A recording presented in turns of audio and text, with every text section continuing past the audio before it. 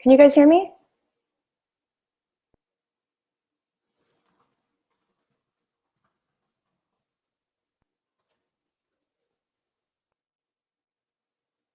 Okay, phew, already, great guys, sorry about that. All right, let's get right into it in that case. So I want to go through the presentation and make sure that we have enough time to cover everything because we have a lot of great stuff. So let's jump right into it. So today, and let's make sure everyone can see the presentation. Are we good?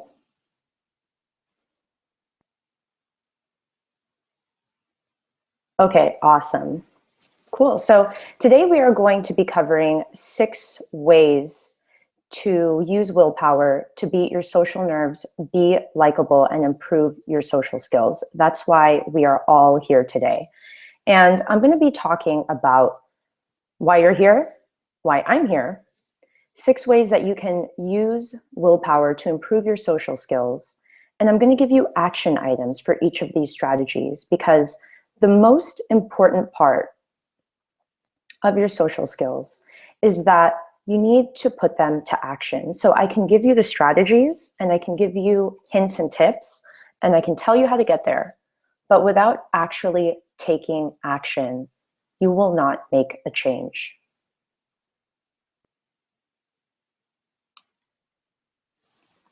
So let's talk a bit about you.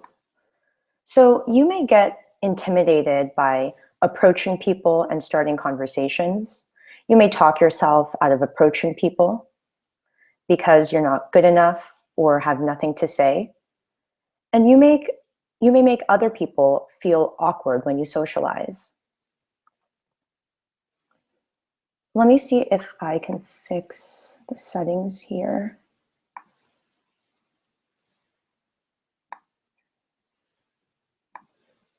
To make it the quality a little bit better.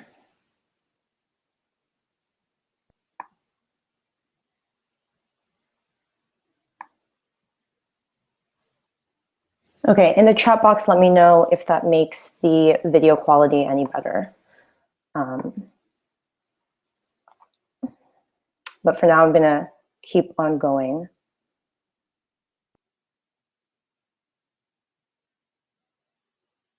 Okay, so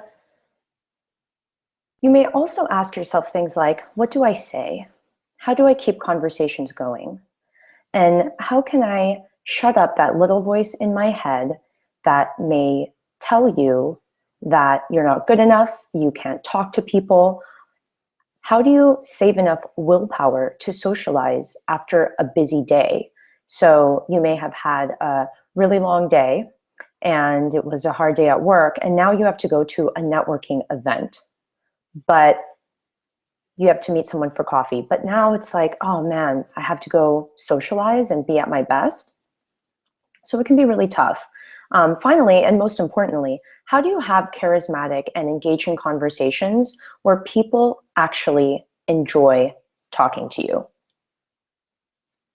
All right, so I want to share a little bit about me before we go into the strategies here. As you guys know, I'm the founder of communicationfornerds.com. My name is Katrina. I work at a Silicon Valley startup and I'm an executive. I work with really high-powered customers in the enterprise space, really, really big accounts. And so I'm constantly setting expectations, communicating with them. And it's a really fun job, very demanding. And formerly, I started my own startup, marriage.com. And, you know, I struggled with socializing myself. I had to start marriage.com. I didn't really know many people in the startup space when I started. And this was a few years ago. And when I did that, I had to, again, meet investors. I had to socialize. I had to communicate my value proposition in my business. And I found it really intimidating. I didn't know how to express myself. There were a lot of investors that were, quite frankly, very different than me. So they were older white males, and then you have a female getting into the startup space was really hard. So that's how I really decided that I needed to make a change and improve my social skills. And I made it a point to really go about improving, getting better, and being able to raise money and start my business. And with that, I had a lot of trial and error, a lot of lessons learned. And so now I want to share that with you. I want to share those lessons that I learned the hard way with all of you guys. And here's the thing. When I transformed my social skills, I transformed my life. I stepped outside of my social comfort zone. I was finally able to raise $100,000 for my startup. I was able to, after I sold it, I got a $20,000 salary raise through just one phone call to someone in my network who I used to work with but kept in touch with.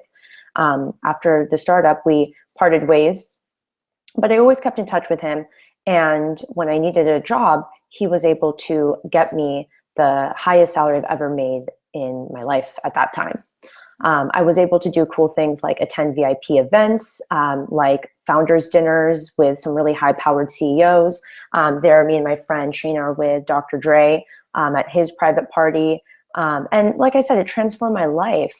It helped me move to San Francisco and make new friends that ended up coming to my wedding within a few months of me being here.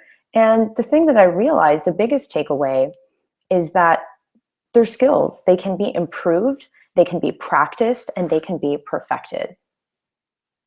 So let's get right on with how to go about doing this and how we can leverage willpower to help us do this. So tip number one is to create social habits.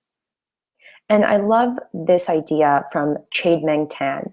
He is the Chief Happiness Officer at Google.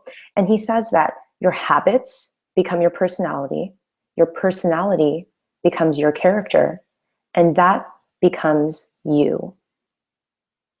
And so realize that habits actually end up becoming who you are.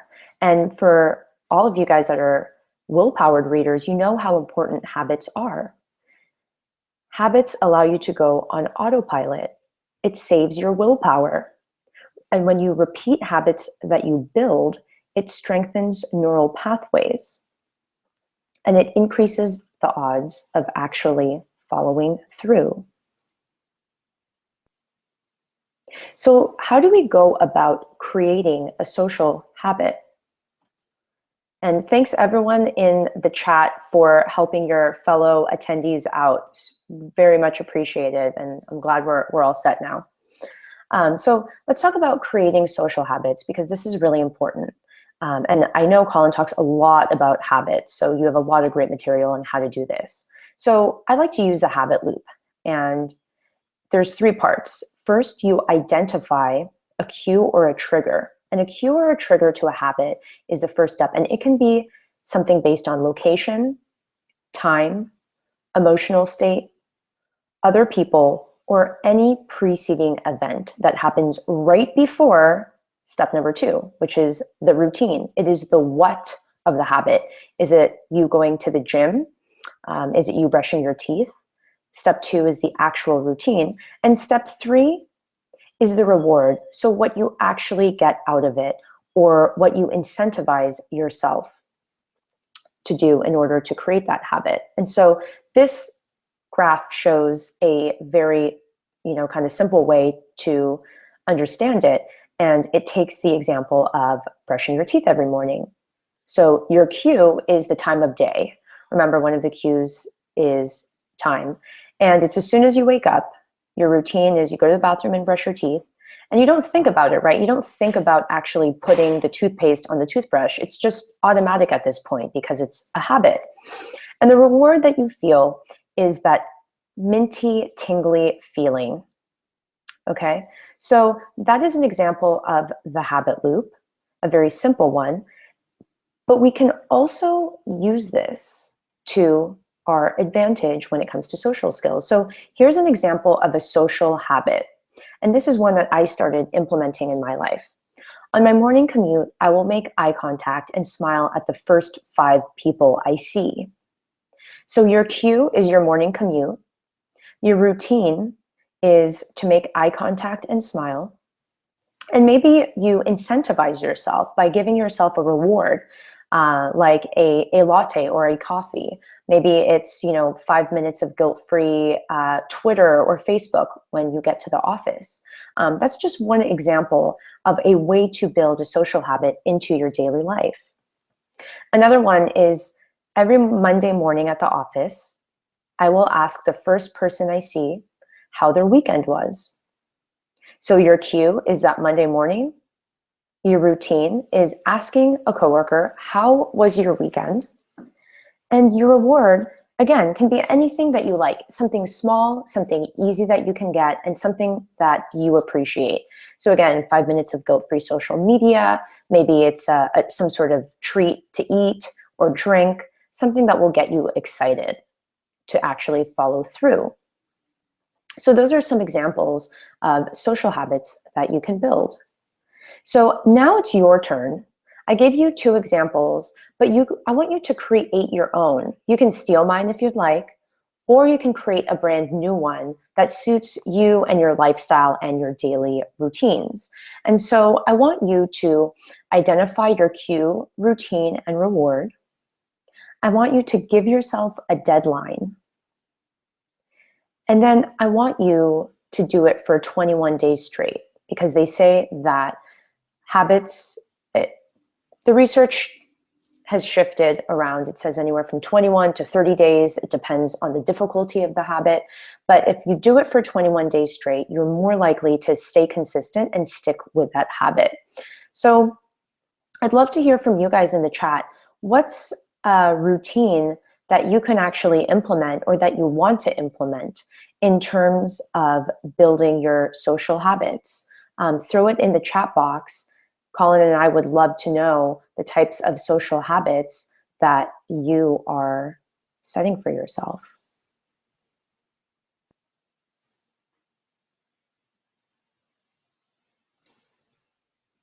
All right, number 2, prepare. I love this quote from Alexander Graham Bell. Before anything else, preparation is the key to success.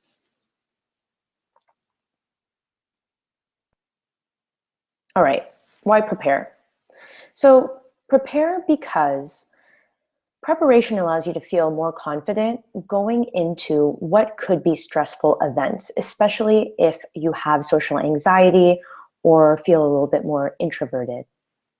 Now, the great thing about preparing is that you actually lower your need to make a lot of decisions, which can weaken your willpower. So if you prepare and script out what you're going to say if someone asks you a common question, like where are you from, then it's one less thing for you to mentally process, and that will help you maintain your willpower. Having go-to questions or icebreakers in your back pocket also makes socializing a whole lot easier. And the other thing you can do is when you prepare some of these scripts, you can actually record yourself. You can audit yourself and see how you're doing. So how do you actually prepare? So what you can do is a few things. One is you can script some personal introductions. You can practice your introductions and record them. And you can also check trending topics or news. So here are some word-for-word icebreakers. Hi, I'm Katrina. How's your night going so far? Hi, I'm Katrina. How do you know the host? What did you think of that speaker? I love your shoes. What's the story behind them? So kind of like a compliment. And again, it doesn't have to be specific to, hi, I'm so-and-so. It could be, and that's great. You can say, hi there, how's it going? And then go into the icebreaker. But the point is that you're just preparing a few icebreakers that you have in your back pocket. So why do these work? These work because they are open-ended, right? it allows someone to expand on these questions rather than just a yes or no. So asking someone of their opinion or an open-ended question can open up the conversation to a lot more different routes rather than just giving them a yes or no type of question.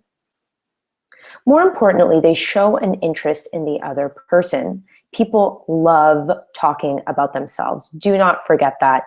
There was a really great Harvard study that I loved where they took the brain scans of people while they were talking about themselves. They were sharing their own opinions about current events at the time. And while they were doing that, their brains were being scanned, and they found that when people talked about themselves, they felt their dopamine levels rose. And people love self-disclosure. They love sharing their opinion. And when the subjects were actually offered money to forego talking about themselves, when they were offered money to stop talking about themselves, they actually foregone the money just so that they can talk about themselves. So the point here is people love talking about themselves. And the more that you can get someone talking about themselves, the more charismatic you're going to come across as, and the more likable you're going to be. And just like I said, putting the spotlight on the other person is going to improve the likability.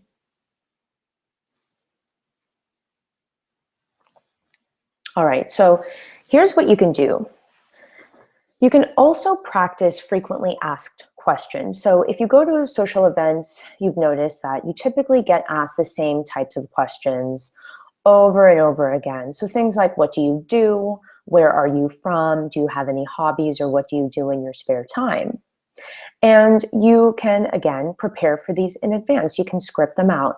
And so I want to share one with you that I'm sure we all get. So let's do one together. Let's do, where are you from? Or sorry, what do you do? What do you do for work? What do you do for a living? And the two strategies I want to share with you today when somebody asks you, what do you do? Is there are two. Simplify, where you can take what you do, but make it a little more simpler for someone to understand. So I could say, I'm an enterprise program manager in the insurance vertical at a telematics company in San Francisco. What the heck does that even mean? All right, that means nothing to anyone but me.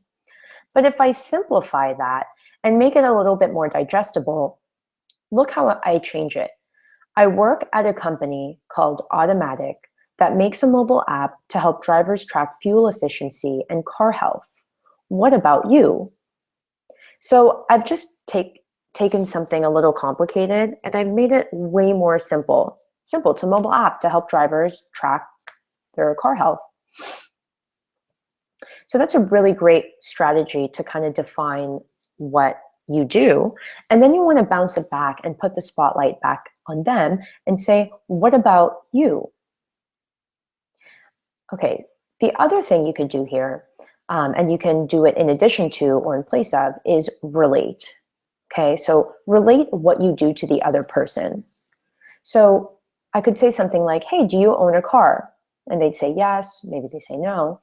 If they say yes, I can say something like, cool, I work for a company called Automatic that makes an app to help you keep track of the metrics of your car. What about you? And that might turn into something like, oh, hey, yeah, I do own a car. Automatic sounds awesome. Or, oh, I should really get that. Tell me more about it. Or, yeah, I've already heard of it. I have it in my car. And that can lead to more conversations.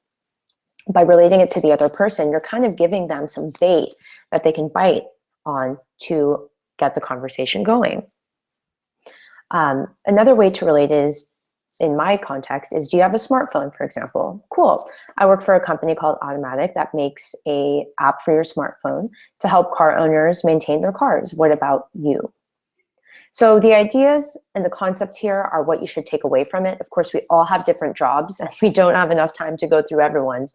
But the idea here is really, you can either simplify and or relate what you do to the other person to answer that question concisely and in a way that is interesting to the other person as well.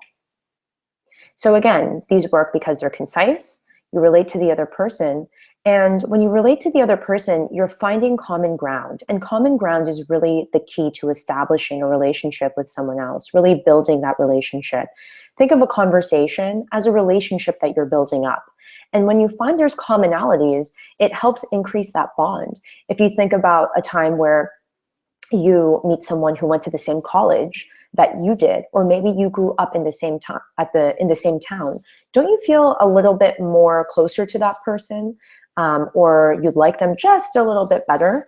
It's because you're finding that common ground. And again, after each of these pieces, what did we do? We told them, we answered the question, but then we put the spotlight back on the other person because we know that helps them feel important and comfortable. And when they feel important and comfortable, that is when you become more likable. All right? So your action item is to script out and answer, what do you do? Make sure it's simple and relatable, and take your time. Think about it. Think about ways to find common ground with someone else. All right. Strategy number 3, prime yourself with power. I love this one. This is a great, great trick. Tony Robbins says personal power is the ability to take action. And we talked earlier about how important it is to take action. Super important. All right, so how can you actually go about doing this? So priming yourself basically means anchoring or preparing your mind prior to a stressful situation. Studies have shown that priming subjects with powerful words makes them feel more powerful and confident in subsequent situations. There was a really great study in the book by Amy Cuddy called Presence, where they actually primed subjects with powerful words that made them feel authoritative and confident. And when they actually went on stage to publicly speak, their levels of confidence and the way they perceive their performance shot up. So this is a really great tip. And when you prime yourself for power, you basically increase how you feel, the power levels that you feel. And you want to do that because it helps give you that confidence that fights away that anxiousness and that pessimism that can happen when you feel powerless. Now, viewing a situation as a threat actually triggers the fight or flight response. And I know Colin talks a lot about the fight or flight response. And what this does is it inhibits the prefrontal cortex, and it hinders you from making executive decisions, from retaining information. And that's the point in a conversation where you may forget things, you may forget what they're talking about or something that they just said, because your prefrontal cortex is bogged down. You can't think on your feet as well because, again, your PFC is bogged down. And by feeling powerful, you actually activate the approach system, which improves confidence and optimism. And this is something that a professor from Berkeley actually found when he was doing some experiments. When people felt they were powerful, they were more likely to approach people. And so a lot of us struggle with, kind of starting the conversations or taking social initiative. Well, a great way to do it is to feel powerful. So here's how you can actually go about priming yourself. Before going to a social event or any stressful event, in that case, write about your values and why they're important to you. It can be a story. It can be a list of values. It can be, let's say, a time that you volunteered and you had a really meaningful experience. You might write about that. It might be a value that your parents instilled in you that is really important. My father always instilled the value of honesty. So I might write about how being honest is important and how being true to yourself is really important. Whatever those values are, go ahead and jot them down. And like I was saying, when subjects wrote about something important before a public speech, they felt more confident about their performance and they had less anxiety. So It's really interesting how you can almost trick yourself into feeling powerful. And when you do, you can feel more confident. So again, you can write about an important value. You can write about a time you overcame a challenge. Maybe you met a really hard deadline at work. Maybe you did something a little bit outside of your comfort zone that worked out really well for you. Like started a side business or, went skydiving. You can write about a time that you felt proud. So channel some of those moments in your life and write about them. Spend about, I would say at least 10 to 20 minutes writing that down and really priming yourself with power. So that's exactly what you're going to do. You're going to think about a time you achieved something noteworthy so that you're ready to prime for your next social event. And you can just have a list of these. And every time you just kind of go down that list and start expanding and writing more about it. So that's your action item for this strategy. All right, setting micro goals is strategy number 4. And Colin talks a lot about goal setting and how important it is. And micro goals can help you achieve those larger goals. A goal without a plan is just a wish. So what are micro goals for those of us that are unfamiliar with it? Micro goals are long-term goals that are chunked down into doable, smaller actions. They are specific, they have a deadline, and they also build momentum. So when you achieve a few small wins, it gives you the momentum and encouragement to keep on going and achieve more and set even more micro goals. And why would you want to do that? Well, here's the thing. Making a goal of something vague like improving my social skills isn't all that helpful. What exactly does that mean and why do you want to do it? Is it because you want to start a business like I did a few years ago? Is it because you want to meet a girl or a guy? It depends, right? Now, this also isn't very measurable or well-defined. There's also no deadline to this. It's really intimidating. This is a very big, big goal. And so when you set micro goals, it helps you kind of hone things down. It helps you build momentum towards your larger goal. And it helps you prioritize with competing things going on in your life. So you can prioritize and plan accordingly.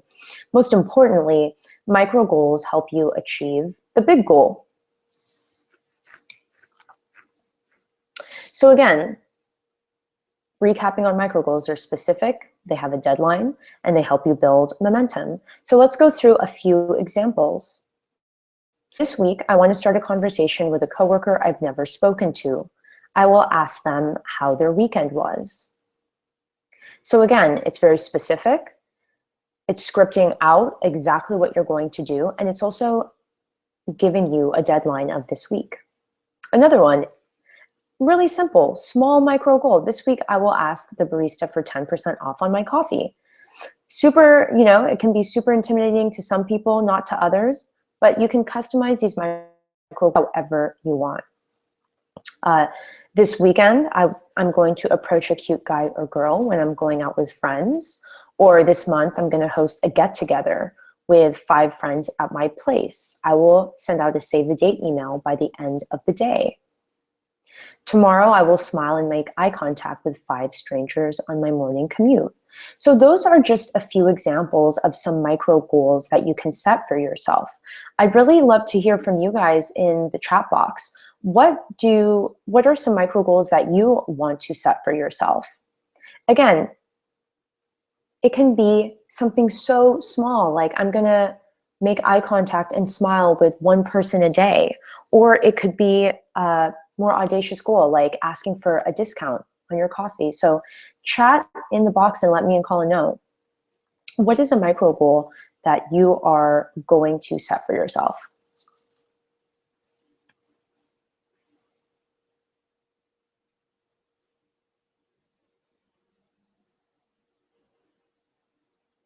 All right. So your action item is to create 1 micro goal that you will achieve this week. I like it. So we have talk to a girl on the bus. I like that.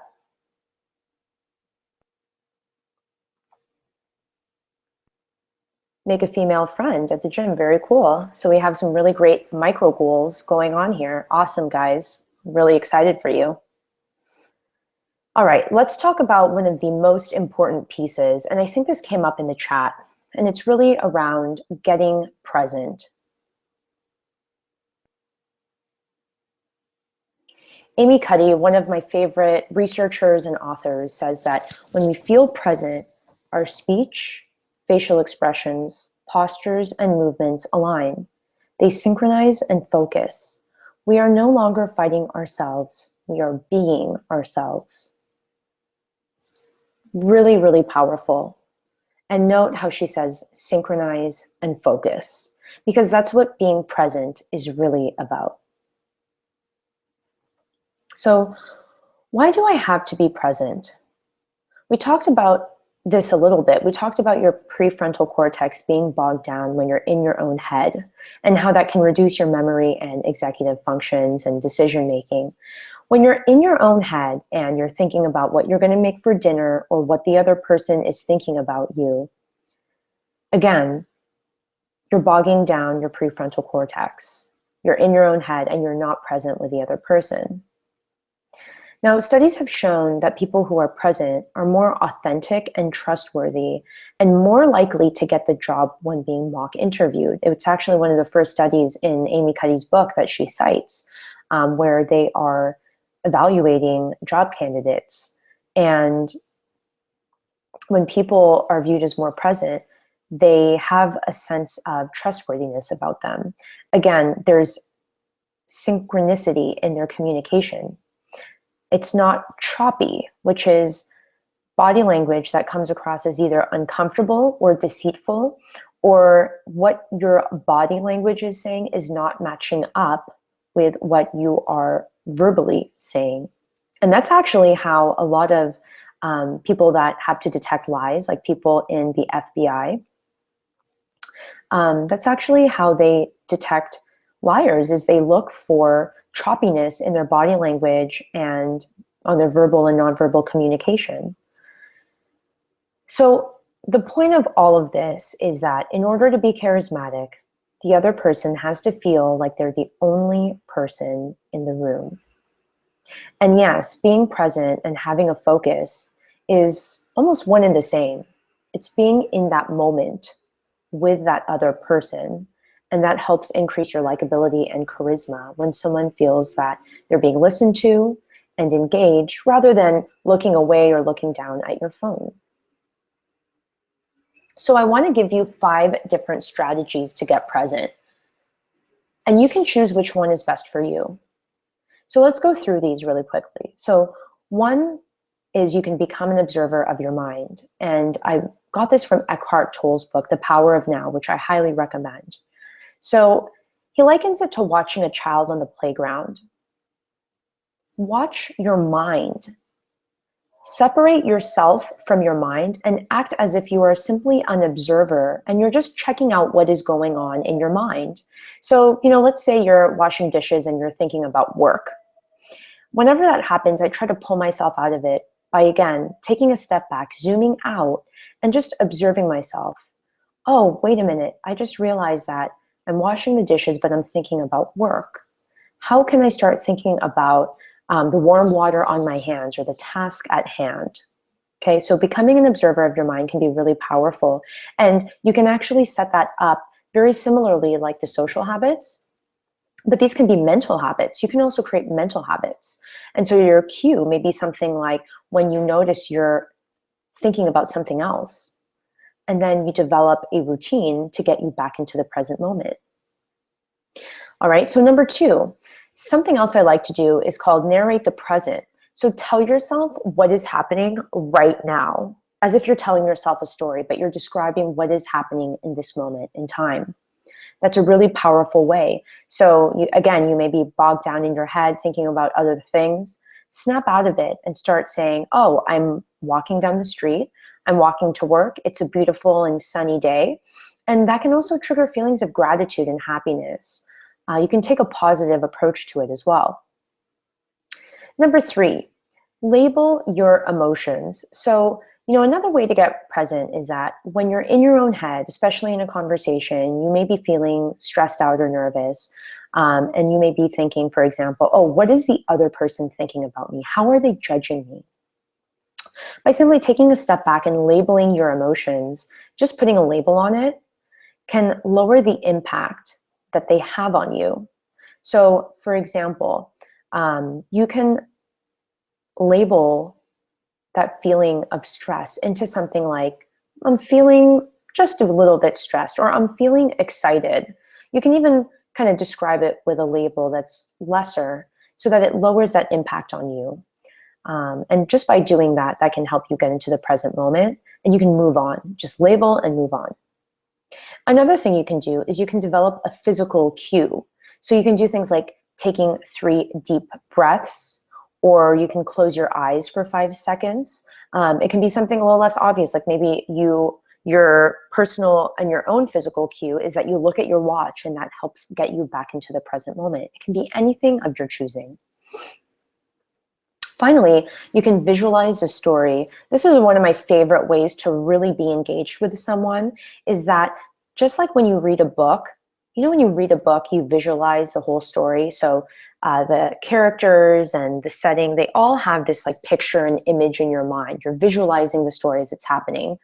And, a lot of times when we go to the movies and we see a movie that was based on a book that we read, we think that the movie was okay. It wasn't that great, right? That's probably happened to you.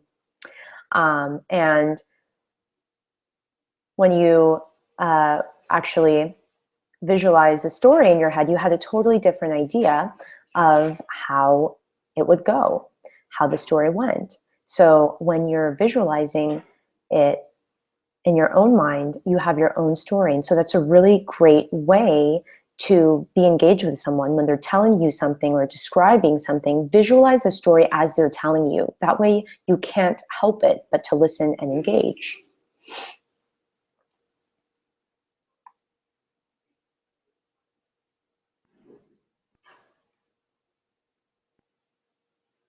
All right, so your action item is to choose one method to get present. I gave you 5, so choose one.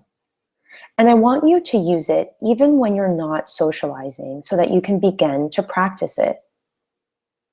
So use it when you're doing menial tasks like taking out the trash, or when you are socializing, like talking to a friend, or walking or driving to work. Start getting present and practice it in your daily life. And when you do that, it will make it a lot easier for you to actually do it in social situations. So begin practicing the present moment now. All right, our final strategy for today is called recharge. So if you neglect to charge a battery, it dies.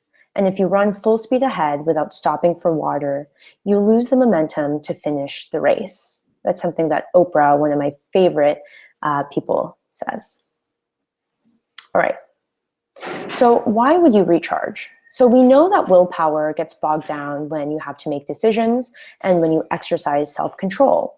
And so in social situations, we're doing that all the time, right? We're thinking about, okay, what are we going to say? Or who's the next person I'm going to talk to? You may be exercising self-control by holding something that you really want to say back, but may not be politically correct, maybe. So, you're constantly using up willpower. And in order to be present and engaging, you have to give off the right energy in order to receive it. People vibe off that energy, and you want to be the type of person that sends like that positive kind of engaged and present vibe to other people. The problem is when your willpower is low, it actually becomes harder to do that. It also becomes harder to think on your feet, retain information, and make decisions. All right, so it's important to recharge and reset. Just like when we need to take vacations from work or a 10-minute break, it's important to spend the time to actually do that so that you're not being mean to people and you're not crabby. So how to recharge? So I'm going to give you 2 strategies that you can do here. You can step outside and take a break, or you can run to the bathroom and do power poses. I love power poses. Again, this is from the researcher Amy Cuddy, and power poses was a really great study that she did where she had people assume high and low power poses. And you can see from these high power poses, people are taking up space. They are feeling comfortable. They're feeling authoritative. We have the Superman pose on the right-hand side. We have someone putting their feet up on the desk and, you know, feeling powerful. And when they did this, the cortisol levels of the subjects went down. So the stress levels or cortisol levels went down, and their testosterone levels went up, making them more open to risk and feeling more confident. And you can do these poses for just 2 minutes. Think about it. It's 120 seconds, and you can start feeling more powerful and more confident. And you can do this again in the bathroom, or if you're sitting alone, you can totally do this. But it's a really great way to recharge. Now, how do you excuse yourself so that you can go recharge your batteries? So I'm going to give you a formula that you can use. Of course, you can replace this with anything you want, but there are a few examples here. And the formula is simple. You give a quick reason, a compliment to the conversation. And if you want to keep in touch with them, you can ask them for their contact information. If you don't want to keep in touch with them, you don't have to. Now, the concept here is be honest. Don't say you are going to leave the event, but then they run into you, 20 minutes later. All right, so be honest. And, don't ask for permission to leave. Just tell them. It's simple. Tell them you're leaving. So here are some examples. I'm going to catch up with a few other folks here, but it was really great speaking with you. See you later. Or I have to run to the bathroom, but I'm really liking our conversation. Are you going to be around to chat more later? So you're still being nice about it, and you do want to continue the conversation, and you do like them, but you know that you need to recharge and reset. So you can simply tell them that you're going to run to the bathroom. Maybe you run there and do some power poses. Are you going to be around to chat more later? All right. Or if you want to keep in touch with them, you can say something like, I'm going to catch up with a few other folks here, but it was really great speaking with you. Can I get your email to stay in touch?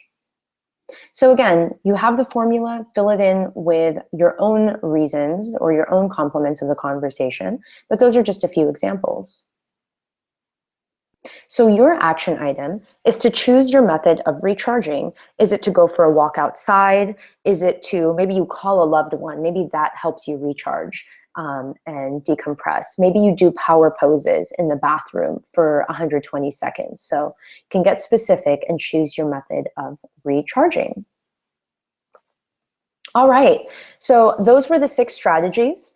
Let's quickly wrap them up before we jump into Q&A. So 1, create social habits. We talked about how that can help you go on autopilot, reducing the drain on your willpower. So make socializing natural, put it on autopilot, build those habits, and use the habit loop, the cue, routine, and reward to make it happen. Number 2, prepare. Script out your introductions. Prepare for those common questions like, where are you from or what do you do, to help reduce anxiety. And you can practice them ahead of time. You can even record yourself on your iPhone and see how you did. See if that's the way you want to come across. Strategy number 3, prime for power. Get into the approach mindset before social events by reflecting on a value or accomplishment. Now, before we wrap up the next 3 strategies, I'd love to hear from you guys what your number 1 takeaway was from today's webinar. And you can just throw that in the chat box. Colin, I would love to know what your number 1 takeaway was from today. All right, let's go through the last 3. Set micro goals. Again, micro goals are specific, measurable, and have a deadline, and they help you build momentum towards your larger goal.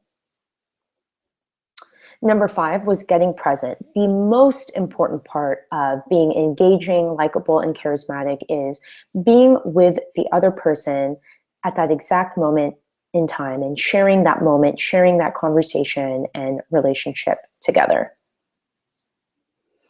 Finally, number 6 is recharge. Refuel your willpower during social events and politely excuse yourself to take a time out or do power poses. So we're getting some awesome comments. People are liking being in the present. Seems like that was a really big takeaway. How to excuse yourself and move on. Being prepared. Yeah, those are all really great ones. Visualizing stories. Being in the present. Awesome. Great takeaways. And I will follow up with all the attendees with this presentation so you can have this presentation. Having icebreakers prepared ahead of time, great. So with that, that is my presentation for today. I want to turn it over to you and let's do some Q&A. We have 10 minutes left. I'd love to take some of your questions, and you can simply type in the chat box and shoot away, ask me some questions.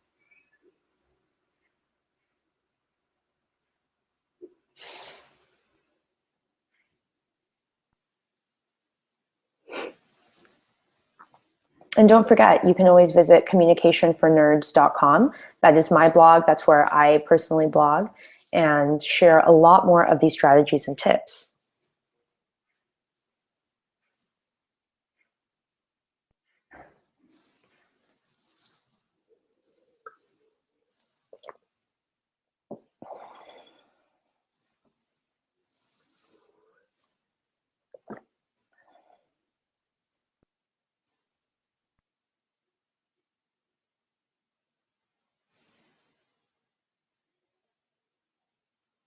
All right, so we have a question from Claire.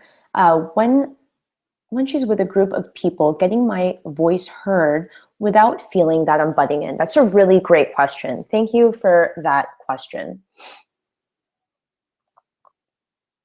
So I would say that when you're in a group conversation, the best thing to do is just introduce yourself. And you can do that by making eye contact with one of the people in the group. And you can just say, hey, I'm Claire, mind if I jump in? And just be really direct about it. You can also, if you're kind of on the outskirts, you can actually kind of eavesdrop and then use your way to get into the conversation. So you may hear them talking about, let's say, well, they're talking about, the new Pokemon Go. That's the new craze, right? The new Pokemon Go game. And then you can just use that as a conversational cue to jump in and say, oh, hey, I hear you guys are talking about Pokemon Go. I just downloaded it the other day. Have you guys been playing it? And that's another great way to get into a conversation.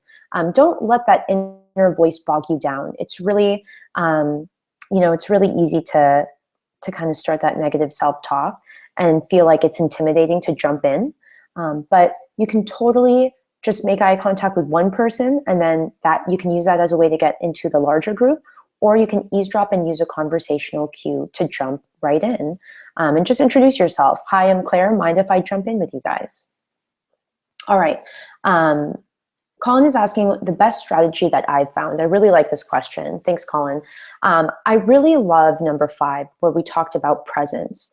It is so important to feel present and engaged with the other person. And I'm sure all of you guys know how it feels like when you're talking to someone and you just feel like they're only paying attention to you. They're not distracted. They're not looking at their phone or around the room. They're with you at that moment in time. If you look at some really successful people, one of them being the former president, Bill Clinton, he's often described as being super charismatic. And I've read multiple accounts of people saying that he makes you feel so important. He makes you feel like you're the only person in the room. And that is the reason for his charisma. All right, let's go through more. So Al is asking, does being an introvert have any impact on your social skills? Again, social skills are just skills. That's what we've really learned today, and that's what I've learned through my experience. And I'm personally, actually, and I know surprisingly, I'm an introvert. I just learned how to flex my extrovert muscles. I learned how to improve the communication skills that are important to get ahead in life, to present yourself better, to improve your career, to meet new people, to network. And it doesn't matter if you're an introvert or extrovert. Now, understand that when you're an introvert, you get your energy from yourself and from kind of being alone and being in solitude, and that's totally fine. And that's why you can do things like recharge, strategy number 6, where if you're at a social event, you may need to do a few more recharge sessions than an extrovert, someone who gets their energy from other people, and that actually propels them to actually socialize more, being around other people. But that's not to say that being an introvert, you can't improve your social skills and get really, really good at it. Colin wrote an excellent article about the difference of introverts and extroverts. He just linked to it. Make sure you check that out. I really love that post. That was awesome. Here's another question that I want to cover.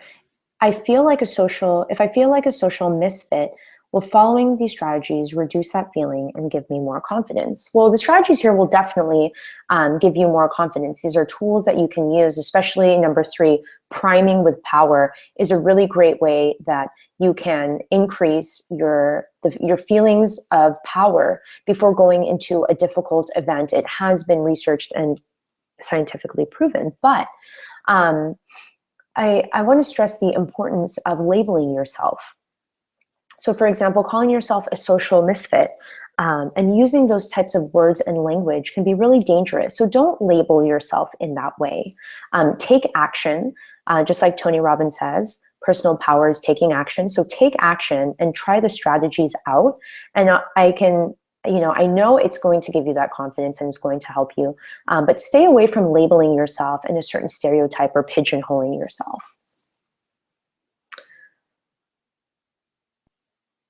Max is asking, is there some sort of green light indicators to track our progress? Great question, Max. So I'm assuming that you mean that in the context of like, what are some kind of green lights or signals to show that we are improving our social skills? And it's definitely something that can be measured. Think about it this way, the number of social events that you attend, or the number of get-togethers that you put together, the number of acquaintances or friends that you have, your professional network. That was like a huge indicator that I actually built a really great network, was when I was able to do things like get a new job with a phone call and get a $20,000 salary raise or raise money for my business. So there are definitely indicators for tracking progress when it comes to social skills. Those are just a few. But I would also say internally, how do you feel when you socialize? Do you feel more confident? Do you feel more present? Those are some really good indicators.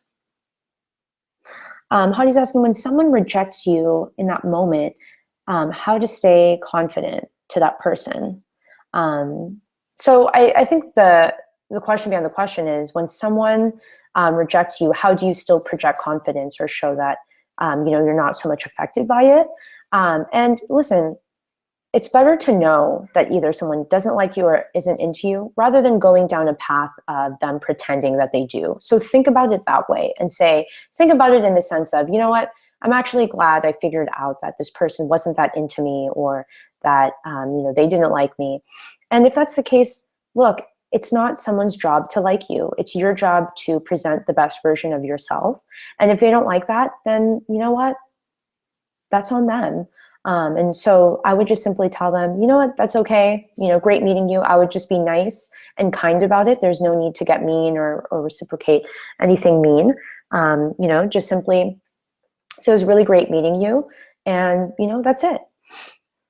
So John is asking, how do you further a conversation when you don't know what to say and you feel like you can't link a question back to what the other person said? So one thing when we talked about preparing that I just realized I totally skipped over was a great way to have some conversation cues in your back pocket is to check social networks before you go to social events. So check out what is trending on Twitter or Facebook. In the upper right-hand corner on Facebook, it has like the trending topics or trending news. And you can actually use those as questions during a conversation. So, hey, did you hear about this new Pokemon Go thing? Or, hey, did you hear about what happened in this part of the world?